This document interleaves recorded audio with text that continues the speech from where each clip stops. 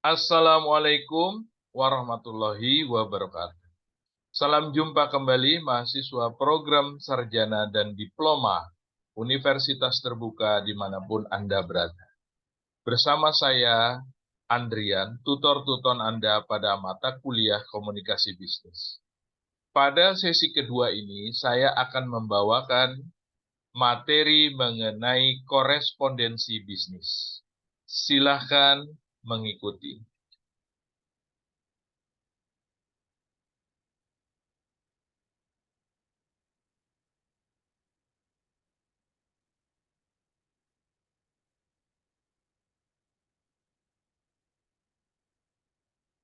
Pengertian surat dan surat bisnis.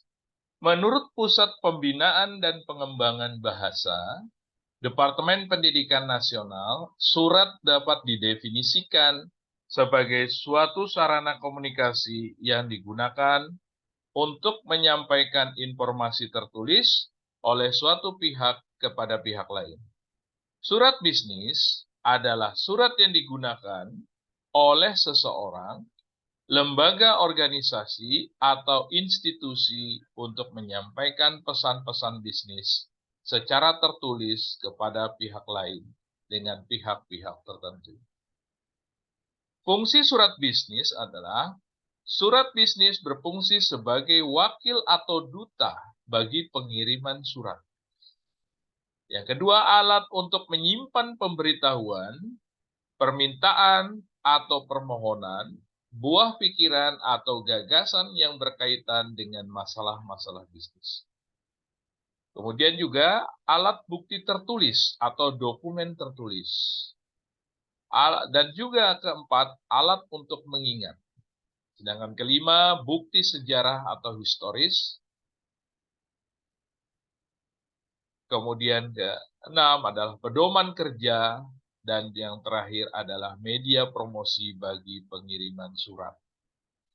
Pengelompokan surat. Surat menurut wujudnya, surat menurut pemakaiannya, surat menurut banyaknya jumlah sasaran pembaca yang dituju, surat menurut sifatnya, dan surat menurut urgensi penyelesaian.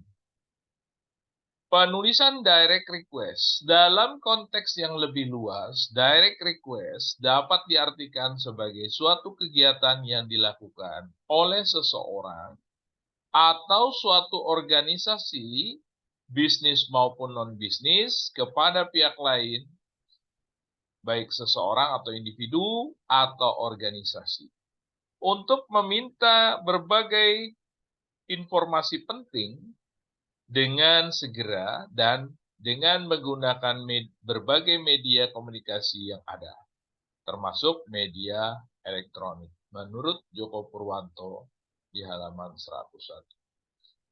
3 hal yang perlu diperhatikan dalam menulis direct request, menurut Joko Purwanto di halaman 102, yaitu adanya pembukaan, penjelasan rinci, dan penutup. Bentuk-bentuk direct request, permintaan untuk pihak internal dan permintaan untuk pihak eksternal. Pesanan atau order, klaim atau aduan, permohonan kredit, undangan.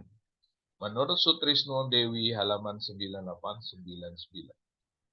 Penulisan permintaan pesan-pesan positif. Beberapa contoh pesan-pesan good news dan goodwill dalam dunia bisnis. Menurut Joko Purwanto, halaman 89.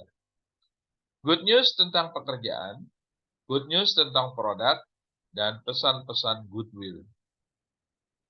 5S dalam menulis pesan-pesan positif. Selfless atau tanpa pamrih, spesifik, sincere, sungguh-sungguh, spontaneous atau spontan, short atau singkat. Penulisan bad news menurut Joko Purwanto di halaman 100, fokus pada audiensi, pendekatan organisasi. Perencanaan tak langsung indirect plan dan perencanaan langsung atau direct plan. Memperhatikan kata-kata yang digunakan. Surat persuasif. Persuasi merupakan suatu usaha untuk mengubah sikap kepercayaan atau tindakan audiens untuk mencapai suatu tujuan.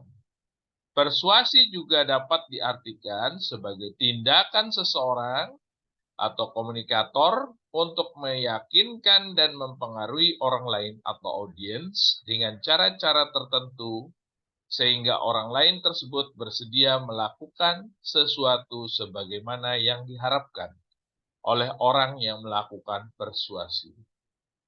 Urutan dalam proses perencanaan pesan persuasif.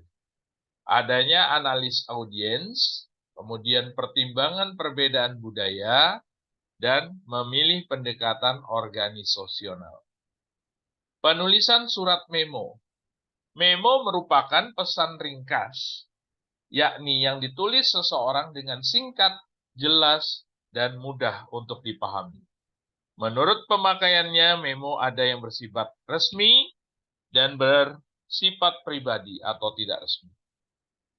Memo bersifat resmi dipakai sebagai surat pernyataan dalam hubungan resmi dari seorang pimpinan kepada bawahannya. Memo bersifat pribadi dipakai sebagai nota atau surat pernyataan tidak resmi antar teman, saudara, atau orang lain yang memiliki hubungan akrab. Bentuk memo pertama adalah kepala memo, di mana ada kata memo, penerima, pengirim, tanggal pengirim, paraf, dan nama terang pengirim. Isi: penulis langsung menyampaikan pesan atau perintah dalam kalimat pendek dan lugas. Kaki memo tertanda bisa berupa tanda tangan paraf atau cap jempol dan semacamnya. Nama pembuat memo. Penulisan email. Email atau electronic mail adalah surat dalam bentuk elektronik. Email merupakan salah satu fasilitas atau aplikasi internet yang paling banyak digunakan dalam hal-hal surat menyurat. Manfaat kegunaan email. Sebagai media komunikasi, sebagai media pengiriman, efektif, efisien, dan murah, sebagai media promosi, sebagai sosial media, dan juga membuat blog atau website. Tata cara penulisan email berikut ini ada dalam gambar. Jadi kita harus tuliskan to, yaitu kepadanya, CC-nya, tembusannya ke siapa, dan BCC atau tembusan keduanya, dan seterusnya kepada siapa. Kemudian kita tulis di situ kepada siapa, dear atau dengan hormat pada siapa, isi materinya, isi memonya, kemudian di bawah tertanda penulis memo. Kemudian bisa kita buat attachment juga, ya, attachment atau lampiran di sini, ya. Bisa kita masukkan attachment, lampiran, kemudian baru kita kirim atau send. Ya, jadi pada slot ini digunakan untuk mengisi alamat atau tujuan email. CC merupakan kependekan dari carbon copy. Digunakan untuk orang yang Anda tuju, akan tetapi tidak memerlukan reply atau tanggapan atau balasan dari orang tersebut. Atau hanya sekedar email pemberitahuan saja. BCC blind carbon copy hampir mirip dengan CC, perbedaan terletak pada penerima dalam list BCC, tidak akan diketahui oleh penerima yang berada pada list to atau CC maupun yang berada dalam satu list BCC. Sekian materi korespondensi bisnis untuk kali ini. Lebih kurangnya saya mohon maaf. Billahi taufik wal hidayah. Assalamualaikum warahmatullahi wabarakatuh. Selamat belajar semuanya.